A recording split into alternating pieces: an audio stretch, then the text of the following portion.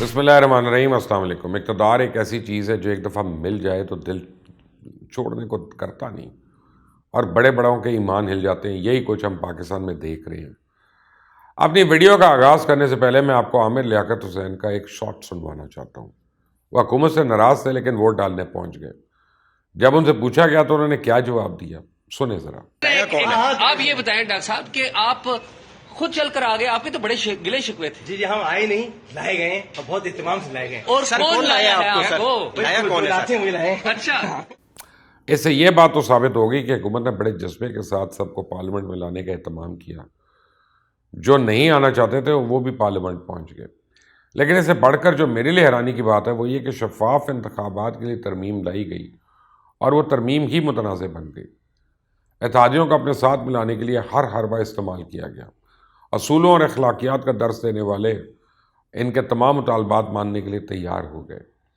ترمیم لانے کے لیے ایوان میں گنتی شروع ہوئی تو اپوزیشن نے گنتی میں دھاندلی کا الزام لگا دیا اور کہا کہ دوبارہ گنتی کریں، لیکن اسپیکر نے کسی کی نہیں سنی اور اتنی تیزی میں قانون پاس کرایا کہ سب حیران و ششدر رہ گئے۔ اب آپ سوچیں کہ شفاف انتخابات کے لیے ترمیم لائی گئی، اس میں دھاندلی ہو گئی۔ اس سے بھی زیادہ حیرانی اس بات کی ہے کہ سب کچھ عمران خان کر رہے ہیں، اور انہوں نے دیگر سٹیک ہولڈرز کو بھی اس حوالے سے مطمئن کرنے کے بجائے ون وے ٹریفک چلا کے بقول اپوزیشن ڈھونس اور دھاندلی سے ہی ترمیمی بل پاس کروا لیا۔ لیکن معاملہ یہاں پہ ختم نہیں ہوا، بلکہ یہ ایک بڑے بحران کا سٹارٹنگ پوائنٹ ہے۔ اپوزیشن اب اس معاملے کو لے کر نہ صرف سڑکوں پہ آئے گی بلکہ عدالت سمیت ہر پلیٹ فارم پر جانے کا اعلان کر دیا۔ اب دوسری طرف الیکٹرانک ووٹنگ مشین سے پاکستان میں کیا شفاف الیکشن ہو جائیں گے؟ کیا پاکستان میں بھی اوورسیز ووٹرز کے ووٹ امریکہ میں ٹرمپ کے الیکشن کی طرح انتخابات کا پانسا پلٹیں گے؟ کیا پاکستان میں بھی انٹرنیٹ ووٹنگ کی صورت میں رزلٹ صرف 3 سے 5 دن میں مرتب ہوگا؟ اور Imran Khan electronic voting machine کو اتنا اہم کیوں سمجھتے ہیں؟ الیکشن کمیشن آف پاکستان، جو پاکستان میں انتخابات کروانے کا ذمہ دار ہے اور جس پہ تمام جماعتیں اپنی مرضی کا رزلٹ نہ ملنے کی صورت میں الزامات لگاتی رہتی ہیں، انہوں نے تو الیکٹرانک ووٹنگ مشین پر 37 اعتراضات اٹھائے تھے۔ ان کا کہنا ہے کہ جرمنی، ہالینڈ، آئرلینڈ، اٹلی اور فن لینڈ میں سیکیورٹی کی کمی کی وجہ سے ای وی ایم کا استعمال ترک کر دیا۔ ای وی ایم کی بڑے پیمانے پہ خریداری اور تعیناتی اور آپریٹرز کی بڑی تعداد کو ٹریننگ دینے کے لیے وقت بہت کم ہے۔ ایک ہی وقت میں ملک بھر میں ای وی ایم متعارف کروانا مناسب نہیں۔ قانون کے تحت ضرورت کے مطابق ایک دن میں پولنگ تقریباً ناممکن ہوگی۔ بیلٹ کی رازداری، ہر سطح پہ صلاحیت کا فقدان اور سیکیورٹی کو یقینی بنانے اور مشینوں کو بریک کے دوران اور ٹرانسپورٹیشن کے دوران سنبھالنے کا فقدان شامل ہے۔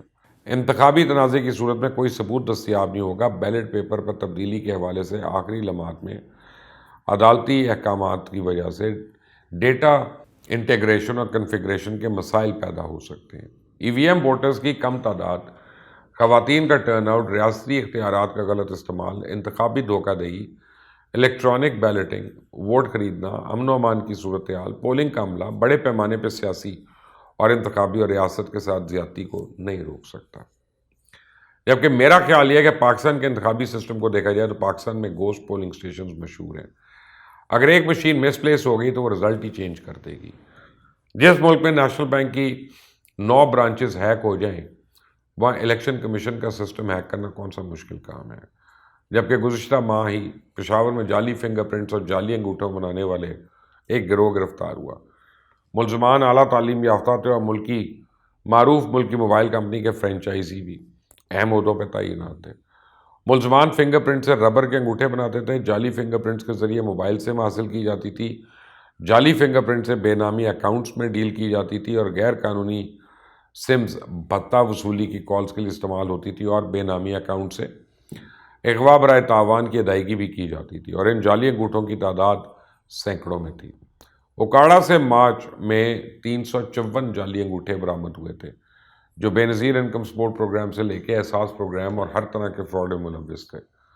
ملتان میں بھی اسی طرح کے واقعات سامنے آ چکے ہیں۔ تو میری نظر میں الیکشن میں حصہ لینے والے بڑی جماعتوں کو اس پہ بیٹھ کے کسی نتیجے پہ پہنچنا چاہیے تھا۔ شفاف انتخابات کی ترمیم کو ہی غیر شفاف کر دینا یہ تو کوئی عقل کی بات نہیں۔ اپوزیشن کا اس حوالے سے یہ کہنا ہے کہ عمران خان کی حکومت کے 10 سالہ ایجنڈے کا حصہ ہے۔ اگلے الیکشن میں کچھ امید اوورسیز پاکستانیوں سے لگائی جا رہی ہے، باقی الیکشن اس مشین کے ذریعے چوری کیا جائے گا۔ کیا یہ مشین الیکشن چوری سے روک سکتی ہے؟ اس مشین کے استعمال کے بعد فزیکل ایویڈنس بھی نہیں رہے گا. پہلے جعلی ٹھپے لگانے پڑتے تھے, مشین خود ہی کام کر دے گی. لیکن اصل بات یہ ہے کہ پہلے بندے مینیپولیٹ ہوتے تھے, رزلٹ راستے میں رک جاتے تھے, دھند آ جاتی تھی, کوئی اور مسئلہ ہو جاتا تھا. تو کیا اس مشین کو چلانے والے بندے مینیپولیٹ ہو سکتے ہیں؟ تو مشین کو اپنی مرضی سے چلانا تو کوئی مشکل کام نہیں ہوگا. جبکہ اگر شفاف الیکشن کروانے کے خواہش کو دیکھا جائے تو صرف مشین لانے سے شفاف الیکشن نہیں ہوں گے. پاکستان میں الیکشن چلانے کا باقاعدہ ایک نظام ہے. بہت سا کام تو الیکشن والے دن سے پہلے ہی ہو جاتا ہے. تو اس کو روکنے کے لیے کیا کیا گیا یا کرنے کا کیا منصوبہ ہے؟ جبکہ جو ممالک الیکٹرانک ووٹنگ مشین استعمال کر رہے ہیں ان کا اس حوالے سے دہائیوں کا تجربہ ہے. پہلے اس کو نچلی سطح پہ استعمال کیا گیا, اس کے بعد قومی سطح پہ لایا گیا. لیکن اگر ہم اس نظام کو اچھی طرح تمام مراحل سے گزارے بغیر انتخابات میں استعمال کریں گے تو اس کا انجام RTS سے بھی زیادہ خوفناک ہوگا. اور پہلی دفعہ پاکستان کی تاریخ میں الیکشن ہونے سے پہلے ہی اب متنازع ہو گئے. جبکہ ڈسکے الیکشن میں دانلی رپورٹ نے سب کے کان کھڑے کر دیے اور اب تحریک انصاف سے کوئی بعید نہیں, کوئی اقتدار میں رہنے کے لیے کسی بھی حد تک جا سکتی ہے. اس وقت حکومتی ایوانوں میں وزراء یہ سمجھ رہے ہوں گے کہ اب ان کی نوکری اگلے 5 سال کے لیے پکی ہو گئی. لیکن میں ان کو یاد کرا دوں کہ 2008 کے الیکشن سے پہلے کوئی سوچ بھی نہیں سکتا تھا کہ ق لیگ ہار جائے گی, جبکہ جنرل مشرف کو بھی اس اقتدار میں تھے. لیکن راتوں رات کہانی ایسی بدلی کہ بہت سوں کے پیروں تلے زمین نکل گئی. اپنے آپ کو ناقابل تسخیر سمجھنے والے بڑے بڑے سیاستدان دھڑام سے نیچے گر پڑے. اس کے بعد کیا ہوا سب کے سامنے ہے. عمران خان تو پہلے ہی بحرانوں کے آتش فشاں پہ بیٹھے ہیں.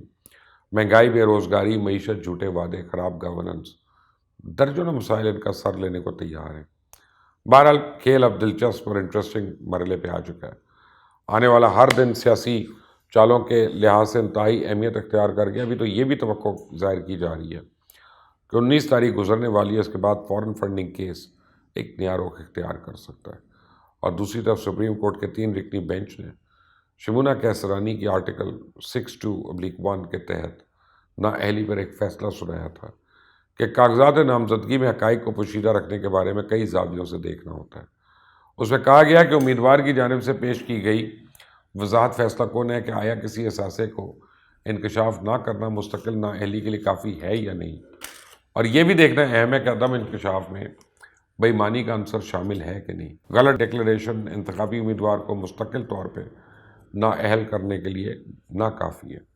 اس فیصلے کی بنیاد پہ جہانگیر ترین اور میاں نواز شریف کی نااہلی پہ نظر ثانی کی درخواست اب قائم ہو سکتی ہے. اگر ان دونوں کی نااہلی ختم ہو جاتی ہے تو سیاسی منظرنامہ بہت حد تک تبدیل ہو جائے گا. Next few days are very very important and critical. اور دیکھتے ہیں کہ اب PDM کیا کرتی ہے.